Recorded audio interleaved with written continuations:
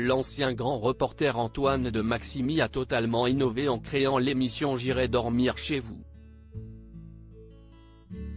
Ce documentaire, grâce auquel il a voyagé dans de nombreux pays du monde, a été diffusé pour la première fois en 2005.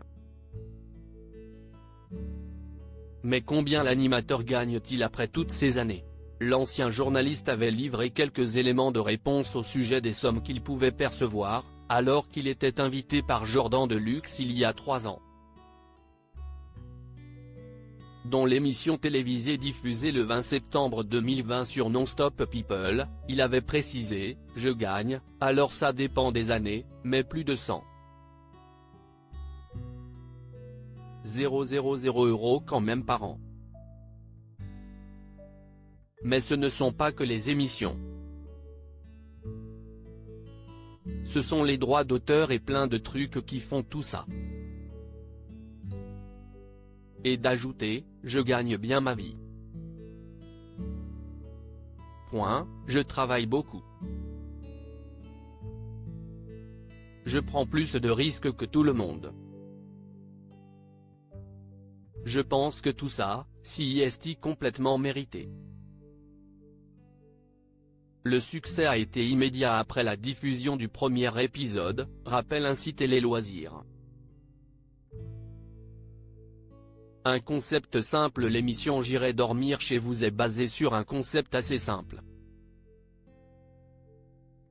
Un homme voyage seul. Une caméra fixée sur son corps immortalise les aventures qu'il vit au cours de ses périples dans différents pays du monde, à la découverte des modes de vie et des cultures des populations locales.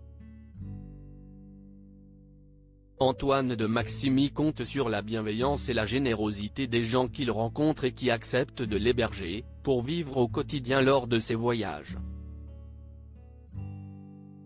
Je choisis le pays où je veux me rendre, où je pressens qu'il pourrait se passer quelque chose.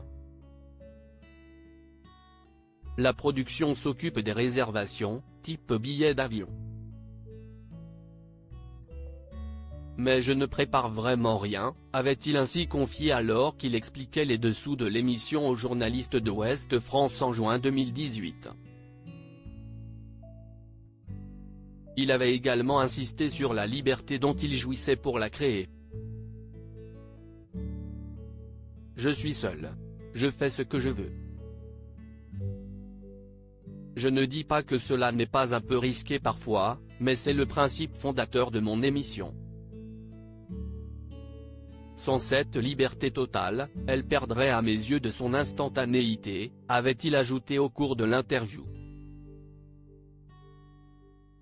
Article écrit en collaboration avec 6 médias. Crédit photo, Cédric Perrin.